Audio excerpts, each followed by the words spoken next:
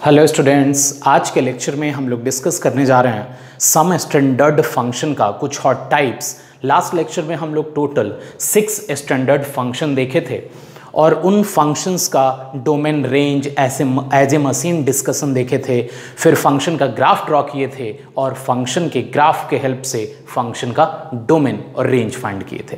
तो आज जो बचे हुए 5 फंक्शंस हैं उनके बारे में कंप्लीट डिस्कशन करेंगे। जैसा लास्ट लेक्चर में फंक्शंस के बारे में था वैसा ही है, लेकिन जो टाइप्स है कुछ और हैं। तो टोटल आज 5 फंक्शंस हम लोग डिस्कस करेंगे। तो आज के लेक्चर के लिए फर्स्ट, लेकिन टोटल को कंबाइन करें तो 7th जो फंक्शन है स्टैंडर्ड फॉर्म में वो हम डिस्कस करने जा रहे हैं, ग्रेटेस्ट इंटीजर फंक्शन। तो ग्रेटेस्ट इंटीजर फंक्शन का सबसे पहले रिप्रेजेंटेशन देखिए क्या है। Greatest integer function is denoted by y is equal to f of x and this is square bracket of x। ये रिप्रेजेंटेशन है। जैसे मॉडुलस का था, मॉड ऑफ x इस तरह से रिप्रेजेंट करते हैं हम। अब अगर ग्रेटेस्ट इंटीजर फंक्शन है उसको इस तरह से रिप्रेजेंट करते हैं, स्क्वायर ब्रैकेट के अंदर x। तो इसको एज ए मशीन सबसे पहले डिस्कस करते हैं कि आखिर ये फंक्शन में आउटपुट क्या मिलता है जब अगर हम इसमें कोई भी इनपुट डालेंगे। तो फंक्शन एज ए मशीन जब हम लोग ट्रीट कर रहे थे तो मशीन में एक इनपुट होता है और एक आउटपुट होता है।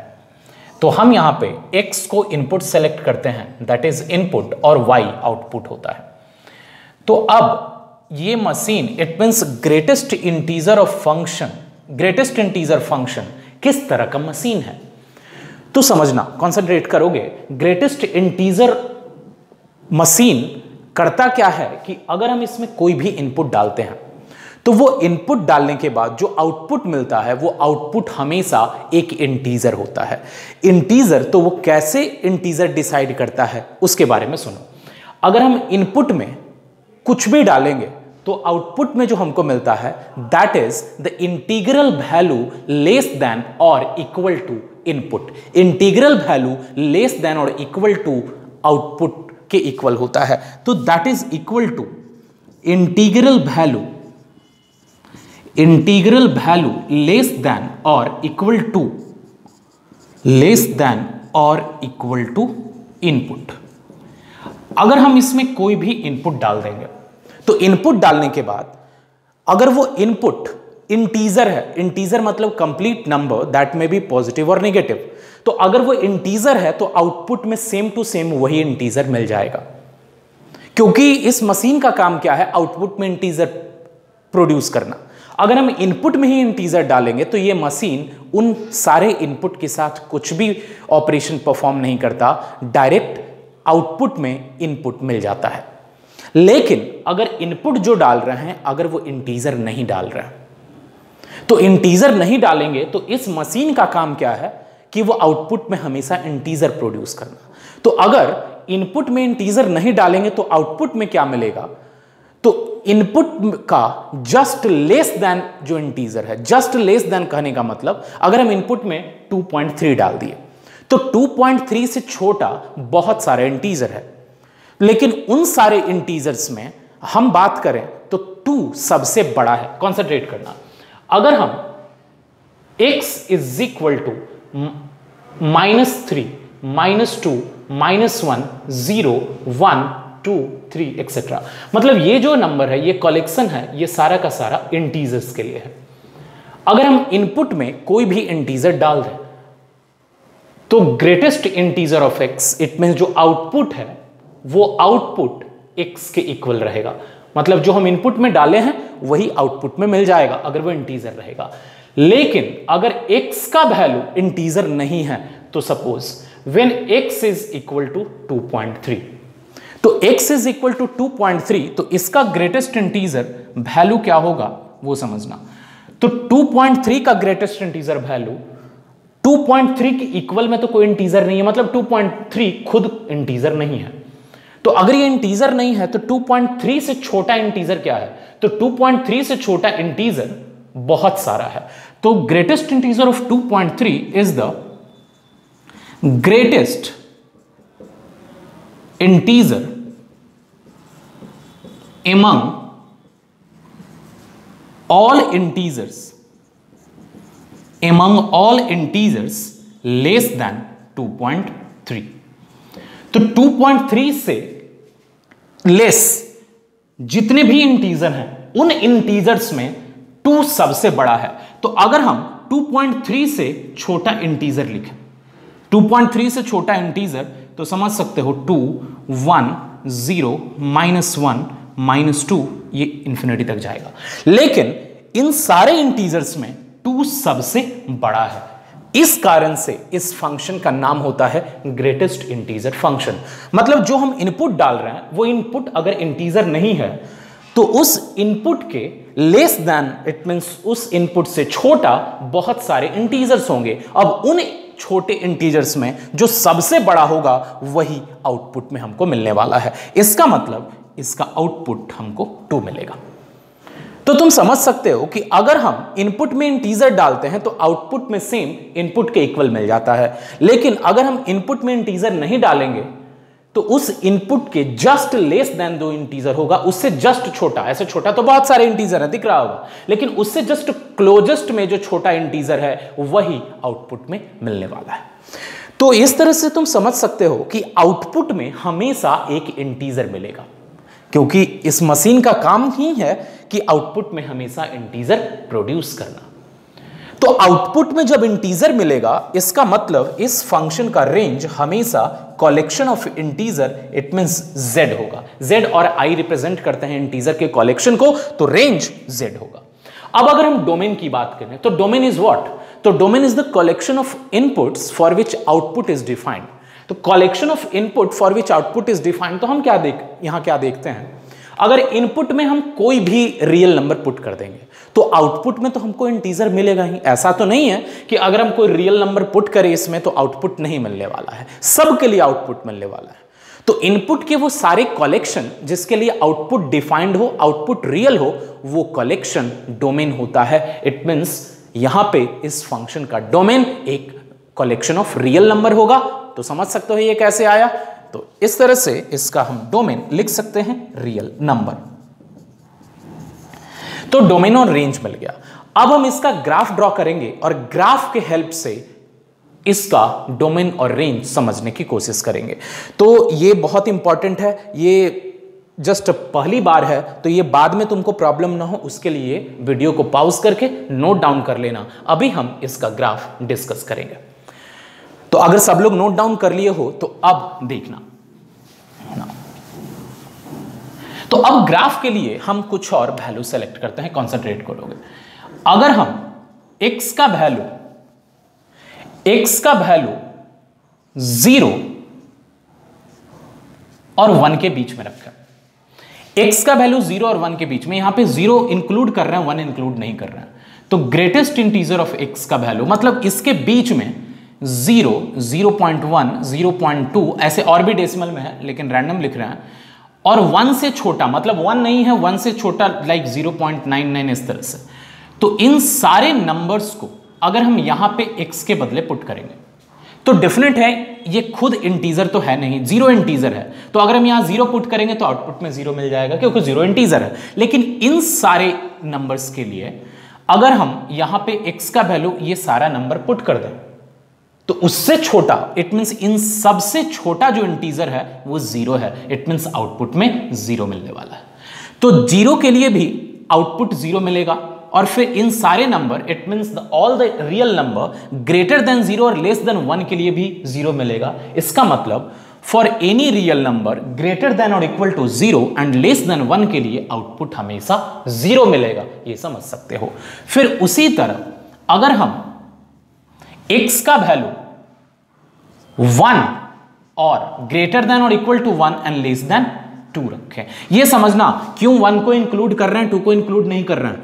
क्योंकि 1 इंक्लूड रहेगा तो इनपुट में 1 रखेंगे तो आउटपुट में 1 मिलेगा, और अगर हम इनपुट में 2 रख दें तो आउटपुट में 2 मिल जाएगा। लेकिन हम केवल 1 कॉमन आउटपुट के लिए x का कैटेगरी, x का कलेक्शन ढूंढ रहे हैं। तो कॉमन 0 आउटपुट के लिए x का ये कलेक्शन है, फिर कॉमन 1 आउटपुट के लिए x का ये कलेक्शन है।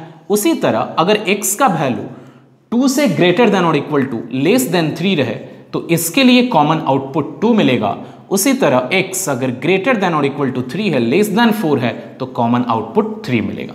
अगर हम निगेटिव सेंस में देखें, x अगर ग्रेटर देन और equal to -1 and less than 0 है तो कॉमन आउटपुट -1 मिलेगा। उसी तरह अगर x का वैल्यू -2 और -1 के बीच में है तो कॉमन आउटपुट -2 मिलेगा। तो इस तरह से बहुत सारे इंटीजर, लेकिन ये जो दिख रहा होगा ये सारे के सारे इंटीजर्स हैं। तो यहां से तुम समझ सकते हो कि x का वैल्यू हम कुछ भी रखें, आउटपुट में हमेशा इंटीजर्स का कलेक्शन मिलता है। इट मींस रेंज हमेशा इंटीजर होगा। अब आते हैं इसके ग्राफ पे। तो ग्राफ के लिए हम x और y एक्सिस सबसे पहले ड्रॉ कर लेंगे। x axis and this is y axis. 1 2 3 4 5. This is -1, -2, -3, -4. And this is 1, this is 2, this is 3, this is 4, this is 5. And this is -1, -2, -3, -4. अब हम ड्रॉ करना शुरू करते हैं। तो कंसंट्रेट करना, हम जो पोर्शन दिखाने की कोशिश करेंगे वही ऑब्जर्व करना है, कंसंट्रेट करोगे। अगर x का वैल्यू 0 और 1 के बीच में है, इसको कंसंट्रेट करना है। When x lies between greater than or equal to 0 and less than 1, मतलब ये पोर्शन।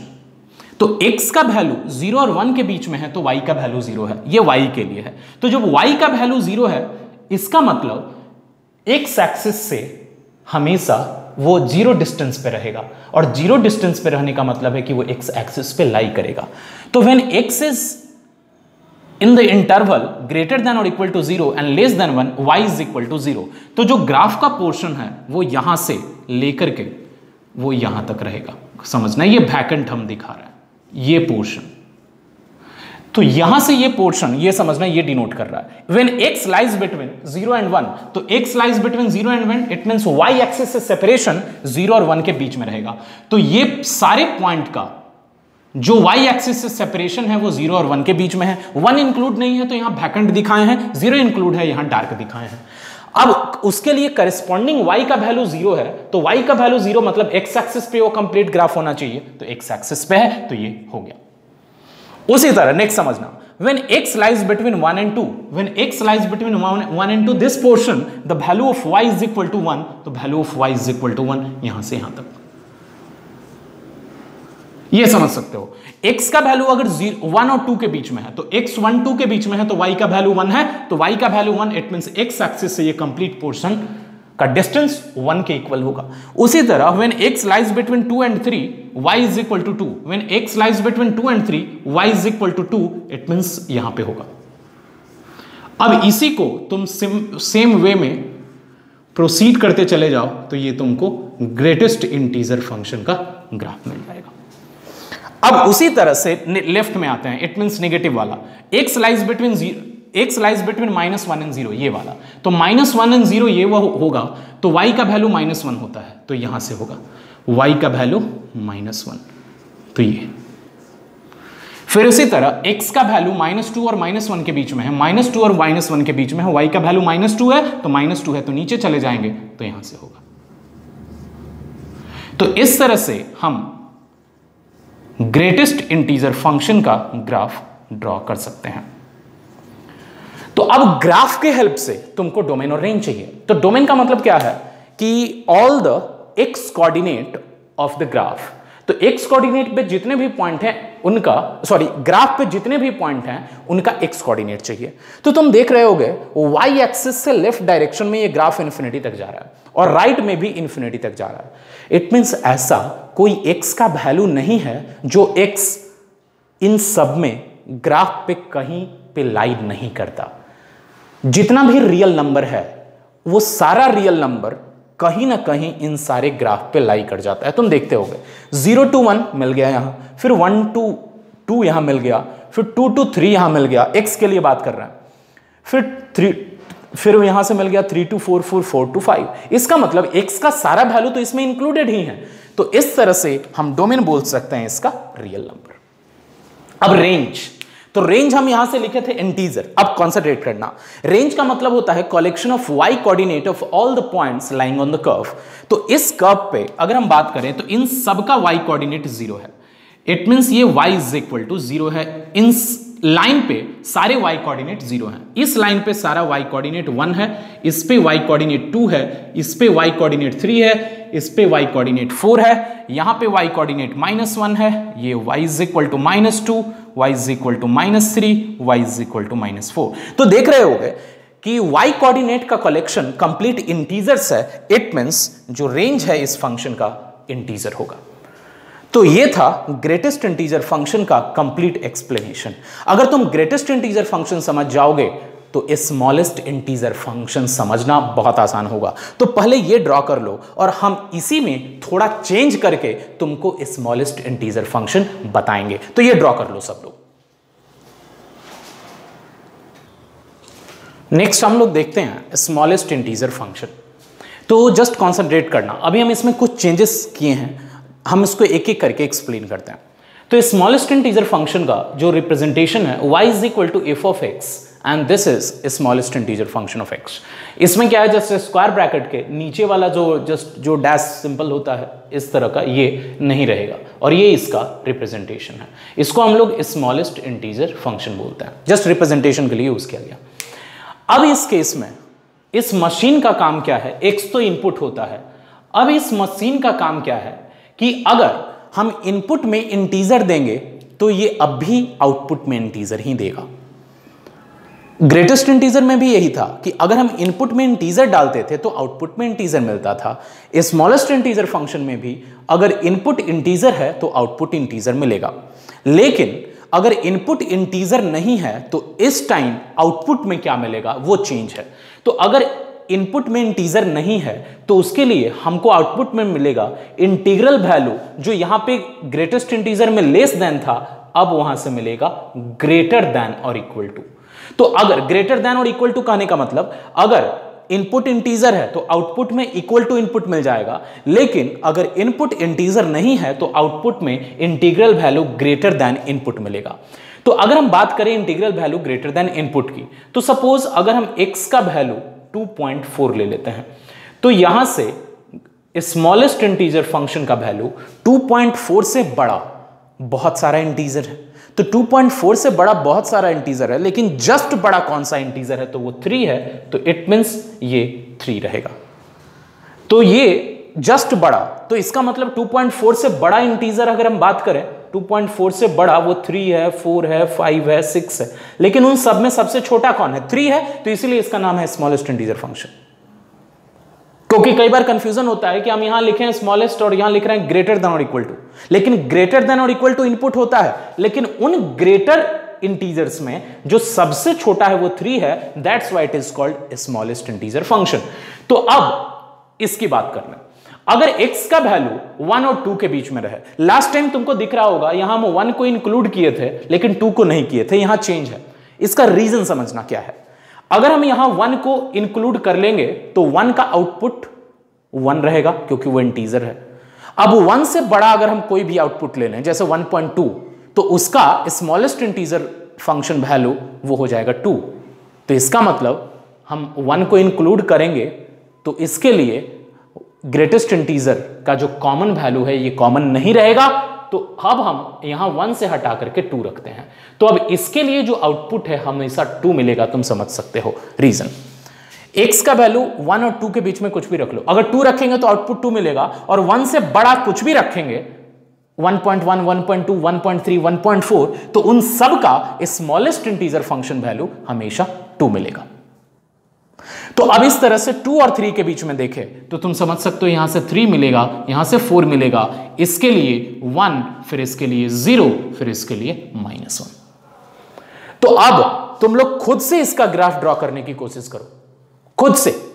अगर नहीं होता है तो फिर रेफरेंस ले ला, लेकिन वीडियो पॉज करो, खुद से ड्रॉ करने की कोशिश करो और फिर चेक करो। तो अगर तुम लोग खुद से ड्रॉ करने की कोशिश किए होगे तो उसमें तुमको ग्राफ मिल गया होगा। ये तो इंटीजर है, सबको पता है, तो ये समझ सकते हो इंटीजर, इट मींस यहां से रेंज z रहेगा और डोमेन r रहेगा सेम वे में, क्योंकि ऑल इनपुट के लिए डिफाइंड है। अब अगर ग्राफ का पोर्शन देखना है, कॉन्सेंट्रेट करना, x का वैल्यू अगर 1 और 2 के बीच में है तो व्हेन x लाइज बिटवीन, पहले 0 और 1 के लिए देख लेते हैं। x from 0 to 1 y is equal to 1, x from 0 to 1 y is equal to 1, y is equal to 1, it means अब इस साइड वैकेंट रहेगा और राइट साइड डार्क करेंगे, समझ रहे होगे। When x is from 0 to 1, x is from 0 to 1, y is equal to 1, तो 1 के पास हम चलेगा यहां से। फिर उसी तरह when x is from 1 to 2, y is equal to 2, x is from 1 to 2, y is equal to 2, तो यहां से समझ रहे होगे कि ये वैकेंट क्यों, ये डार्क क्यों है। वैकेंट होने का मतलब है कि यहां पे 1 इंक्लूड नहीं है और यहां पे 2 इंक्लूड है, तो 2 के सामने डार्क रहेगा। When x from 2 to 3, y is equal to 3, x from 2 to 3, y is equal to 3, it means there same अब तुम ड्रॉ कर सकते हो। अब यहां पे नेगेटिव में आता है, x from -1 to 0, y is equal to 0, -1 to 0, y is equal to 0, it means ये आ जाएगा। फिर उसी तरह x from -2 to -1, y is equal to -1, x from -2 to -1, y is equal to -1। अब सिमिलर वे में तुम कंप्लीट ड्रॉ कर सकते हो।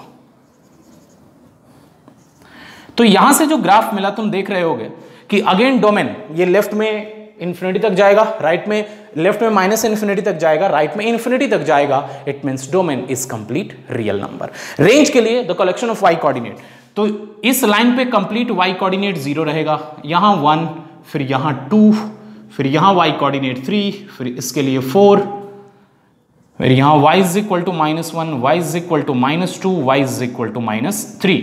तो जितने भी y कोऑर्डिनेट हैं वो सारे के सारे इंटीजर्स हैं, it means range is integers.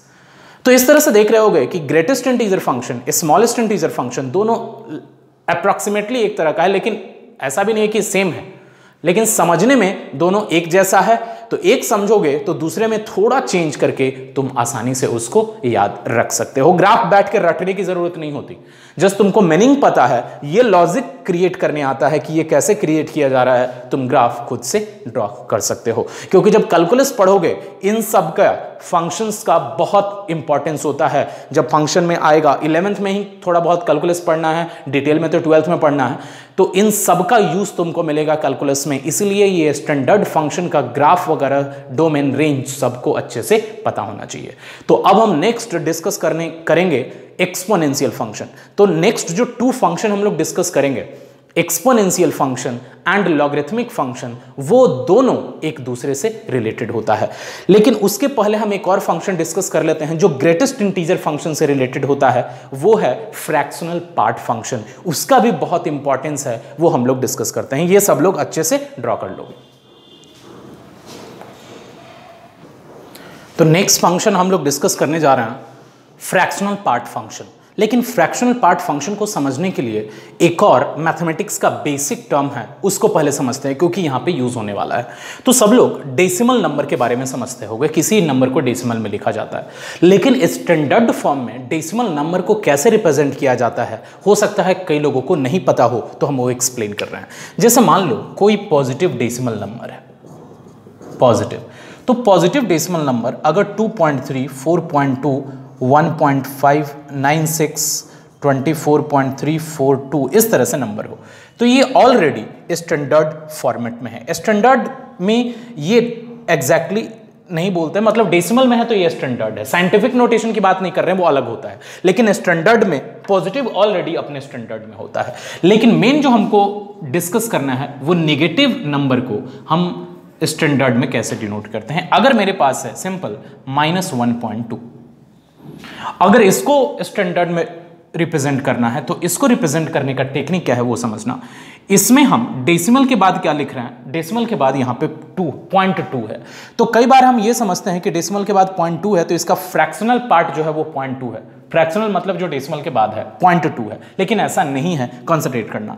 इसको हम कुछ इस तरह से लिखते हैं, -1.2 है तो यहाँ पे जो नंबर है उस नंबर का मतलब मैग्नीट्यूड 1 है, तो इससे 1 इंक्रीज कर दो, तो 1 इंक्रीज करके 2 कर देंगे। फिर डेसिमल के बाद हमको क्या करना है, अब वो डेसिमल के बाद हमको क्या करना है, तो ये यहां से लिखेंगे, जो पॉइंट के बाद 2 है तो वो 10 - 2, तो 10 - 2 कितना हो जाएगा, तो that will be 8, it means 8, और ये बार यहां पे लगा देंगे। तो इसका क्या मीनिंग है, इसका ये मीनिंग है दैट रिप्रेजेंट, दैट इज -2 + 0.8, -2 + 0.8 -1.2 के इक्वल आएगा। तो कभी भी इस तरह से कोई नंबर हो तो उसको हम इस फॉर्मेट में लिखते हैं। लिखने का टेक्निक क्या है, डेसिमल, ये स्टैंडर्ड फॉर्मेट में हो गया, ये स्टैंडर्ड फॉर्मेट में है। अगर हम -1.2 लिखे हैं तो करना क्या है, इस 1 का मैग्नीट्यूड, इट मींस 1 इंक्रीज कर देना है 2 और ऊपर में बार लगा देना है। डेसिमल के बाद जो है उसको 10 से सब्ट्रैक्ट करके जो आएगा वो लिख देना है। अगर उसी तरह -3.9 है तो इस तरह से हम 3 को इंक्रीज करके 4 बार लगा देंगे और डेसिमल के बाद 9 है, 10 में से सब्ट्रैक्ट करेंगे ये 1, तो ये इसका स्टैंडर्ड फॉर्मेट होगा, ये इसका स्टैंडर्ड फॉर्म हो गया। तो किसी भी निगेटिव इंटीजर को, निगेटिव फ्रैक्शनल नंबर को स्टैंडर्ड फॉर्म में लिखना हो हम ऐसे लिख सकते हैं। अब अगर इसके हम फ्रैक्शनल पार्ट की बात करें तो इसका जो फ्रैक्शनल पार्ट है, इसका जो फ्रैक्शनल पार्ट हम बोलेंगे वो फ्रैक्शनल पार्ट है 0.3, फिर 4.2 का फ्रैक्शनल पॉइंट 0.2, इसका फ्रैक्शनल पॉइंट 0.96, इसका फ्रैक्शनल पॉइंट 0.342। अगर हम इसके फ्रैक्शनल पार्ट की बात करें, fractional part that will be 0.8, मतलब -1.2 का फ्रैक्शनल पार्ट 0.2 नहीं बोलेंगे, वो 0.8 बोलेंगे। उसी तरह से अगर इसका फ्रैक्शनल पार्ट हम लिखें, इसका फ्रैक्शनल पार्ट, तो वो हो जाएगा 0.1, क्योंकि 0.9 तो यहां इसमें जो रहेगा वो स्टैंडर्ड फॉर्मेट में। तो किसी भी निगेटिव नंबर, निगेटिव में कोई डेसिमल रहे तो उसके लिए अगर हमको उसका फ्रैक्शनल पार्ट चाहिए तो डेसिमल, उसको पहले स्टैंडर्ड फॉर्मेट में कन्वर्ट करो और डेसिमल के बाद का जो है उसी को हम उसका फ्रैक्शनल पार्ट वैल्यू बोलते हैं। ये बहुत इंपॉर्टेंट है फ्रैक्शनल पार्ट फंक्शन समझने के लिए, तो ये सब लोग अच्छे से नोट डाउन कर लो। और अब हम समझने जा रहे हैं फ्रैक्शनल पार्ट फंक्शन। तो अगर ये नोट डाउन कर चुके हो सब लोग, तो अब हम देखते हैं फ्रैक्शनल पार्ट फंक्शन का डिटेल, ये अच्छे से याद रखोगे। तो फ्रैक्शनल पार्ट फंक्शन का रिप्रेजेंटेशन है y is equal to f of x is equal to, that is brace bracket of x, इसको रिप्रेजेंट करने का टेक्निक है। और ये क्या होता है, this is equal to x minus greatest integer of x, greatest integer of x। हम इसको तो बाद में डिस्कस करेंगे, पहले एज ए मशीन जो x का एक्सप्लेनेशन है वो समझते हैं। तो फ्रैक्शनल पार्ट फंक्शन एक ऐसा मशीन है जिस मशीन में अगर हम कोई भी रियल नंबर डालते हैं तो रियल नंबर डेसिमल में भी हो सकता है, पॉजिटिव हो सकता है, नेगेटिव हो सकता है। तो अगर हम कोई भी रियल नंबर इसके इनपुट में डालते हैं तो उस इनपुट का वो फ्रैक्शनल पार्ट आउटपुट में प्रोड्यूस करता है। तो किसी भी नंबर का फ्रैक्शनल पार्ट क्या होता है, अभी हम प्रीवियस सेक्शन में देखें तो वो उसी पार्ट का यूज करके यहां पे हम लिखने वाले हैं। तो अगर हम यहां पे कंसीडर करें x एज इनपुट, तो यहां जो y मिलने वाला है, आउटपुट मिलने वाला है, that output is equal to fractional part of input, fractional part of input. तो वो फ्रैक्शनल पार्ट ऑफ इनपुट मिलेगा तो वो समझना कैसे अब लिख सकते हैं। तो अगर हम x का वैल्यू लिख दें 2.4, तो इसका फ्रैक्शनल पार्ट वैल्यू यहां से कितना मिलेगा 0.4, ऑलरेडी ये स्टैंडर्ड फॉर्म में है। अगर x का वैल्यू 9.14 लिख लें तो फ्रैक्शनल पार्ट वैल्यू मिल जाएगा 0.14।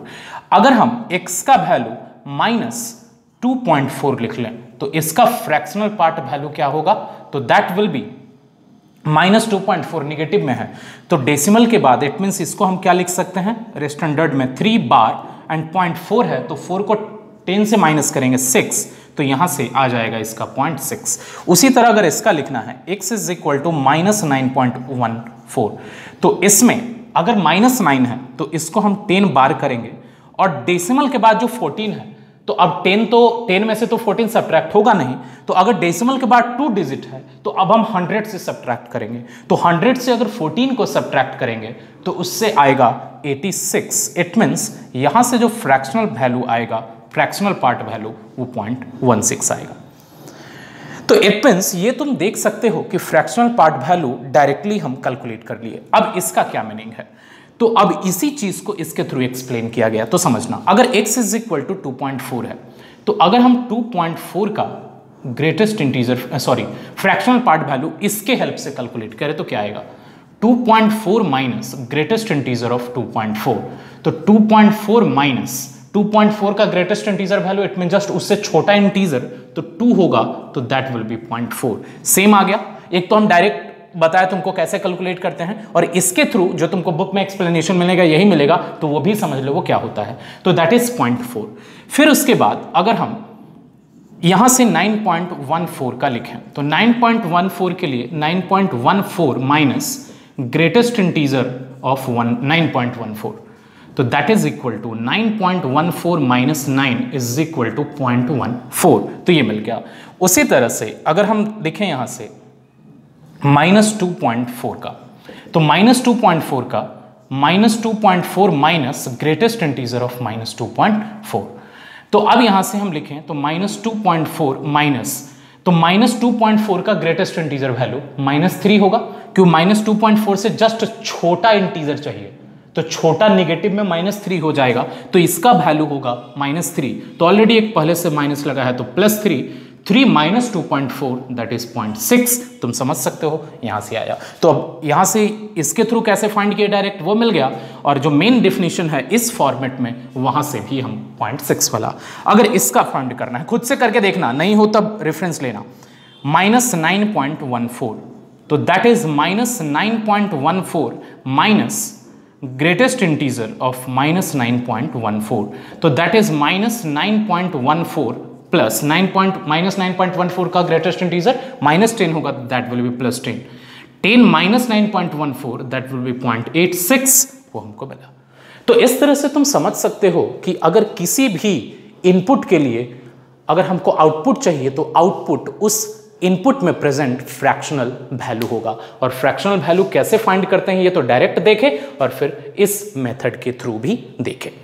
तो अब जो हम एज ए मशीन डिस्कस किए हैं, उस एज ए मशीन में अगर हम बात करें डोमेन की, तो अगर हम कोई भी इनपुट डालते हैं तो आउटपुट में तो मिलेगा ही, हमको रियल नंबर डालेंगे, बस फ्रैक्शनल वैल्यू ही तो चाहिए। तो ऐसा तो नहीं है कि किसी इनपुट के लिए हमको आउटपुट नहीं मिलने वाला है, सब के लिए मिलने वाला है, इसका मतलब इसका डोमेन ऑल रियल नंबर होगा, तो domain is equal to real number. अगर हम बात करें रेंज की, तो कॉन्सेंट्रेट करोगे, अगर हम इसमें कुछ भी इनपुट डालें तो किसी भी नंबर का, पॉजिटिव हो या नेगेटिव हो, किसी भी नंबर का फ्रैक्शनल पार्ट वैल्यू हमेशा 0 और 1 के बीच में होता है।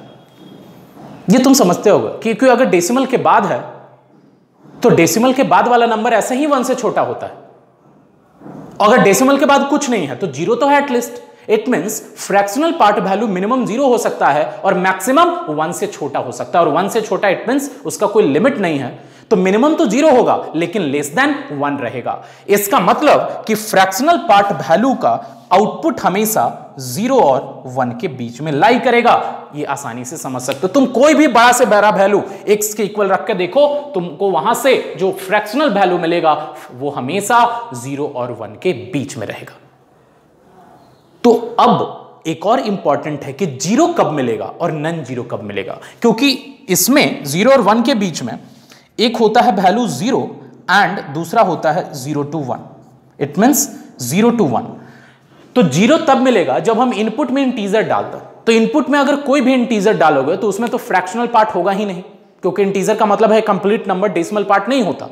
तो अगर इनपुट में इंटीजर डालेंगे आउटपुट में हम हमेशा 0 मिलेगा, लेकिन अगर इनपुट में इंटीजर नहीं होगा तो फ्रैक्शनल पार्ट वैल्यू ऐसे इनपुट का हमेशा इस कैटेगरी में चला जाएगा 0 to 1। तो इस तरह से आउटपुट 0 और ओपन इंटरवल 0 to 1 हो सकता है। तो कंबाइन करके हम इन दोनों को ये लिखते हैं रेंज में। तो हम फंक्शन एज ए मशीन समझे फ्रैक्शनल पार्ट फंक्शन में, जिसका काम है आउटपुट में इनपुट का फ्रैक्शनल पार्ट वैल्यू प्रोड्यूस करके देना, जो हमेशा 0 to 1 रहेगा, जिसमें 0 इंक्लूड है लेकिन 1 इंक्लूड नहीं है।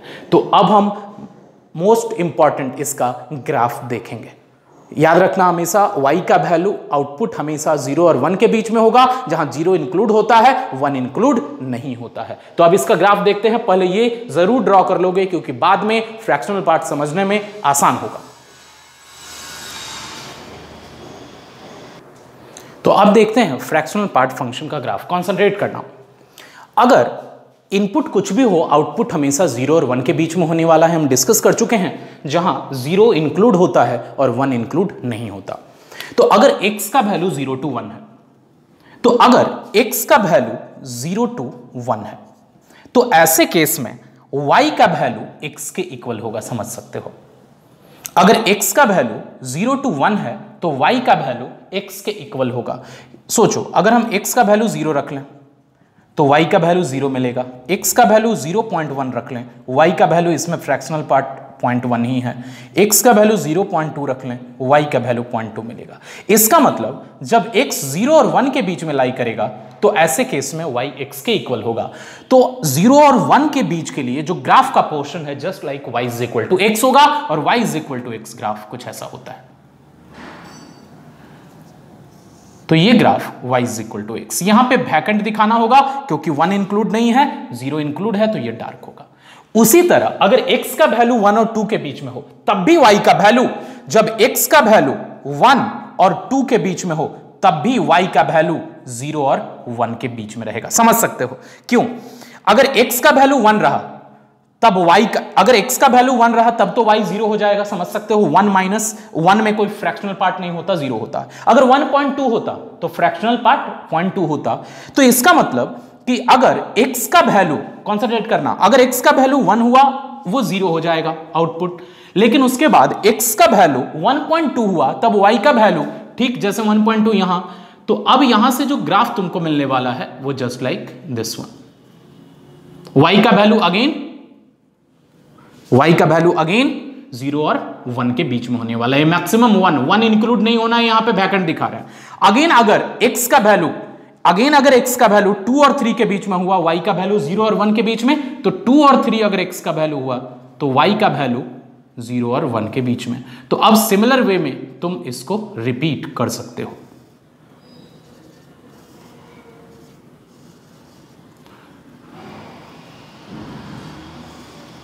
अब यही निगेटिव में भी जाएगा, ये इंक्लूड होगा और यहां इंक्लूड नहीं होगा।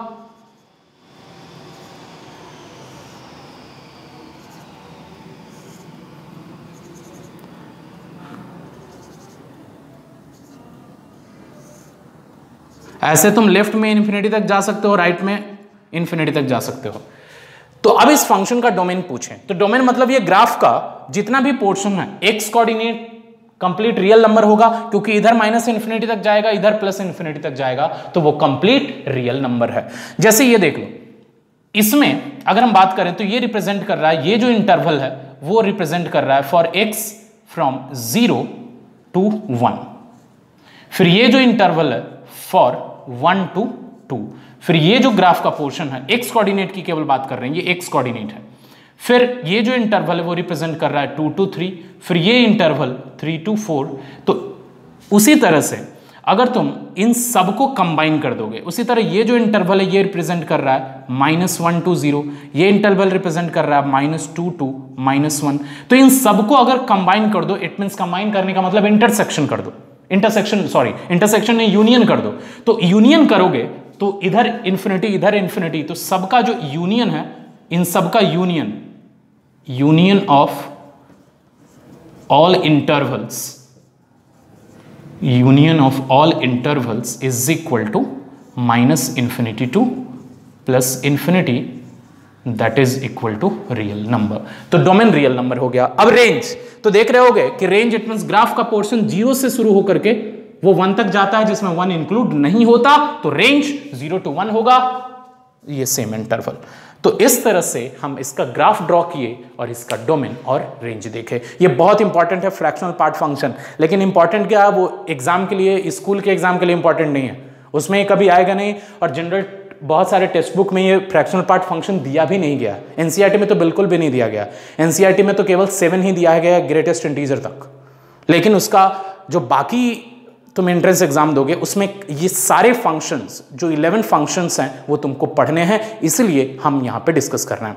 तो अब 2 और फंक्शन बचे, वो दोनों फंक्शन एक दूसरे से रिलेटेड है, वो है exponential function and logarithmic function. लेकिन उन दोनों को पढ़ने से पहले हम एक और बहुत इंपॉर्टेंट टर्म पढ़ेंगे कोऑर्डिनेट ज्योमेट्री का। पहले उसको ऑब्जर्व करना, उसका फंक्शन से कोई लेना देना नहीं है, वो कोऑर्डिनेट ज्योमेट्री से रिलेटेड है और फंक्शन से रिलेटेड है, लेकिन वो 12th में पढ़ोगे। तो इसका मतलब ऐसा थोड़े है कि अगर 12th में पढ़ेंगे तो हम यहाँ पे टाइप्स ऑफ फंक्शन डिस्कस कर रहे हैं तो वो हमको रटना पड़ जाएगा। वो तुम अच्छे से समझ सको इसके लिए हम कोऑर्डिनेट ज्योमेट्री का एक इंपॉर्टेंट टर्म डिस्कस करेंगे। सबसे पहले ये ड्रॉ कर लोगे।